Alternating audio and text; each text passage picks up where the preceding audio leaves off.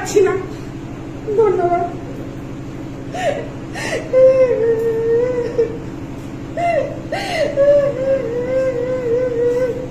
আমার কাছে সমস্ত ফুটেজ, ক্যামেরা, আপনারা যা চাইবেন আমি সব দিতে রাজি আছি, সব কিছু আছে আমার কাছে।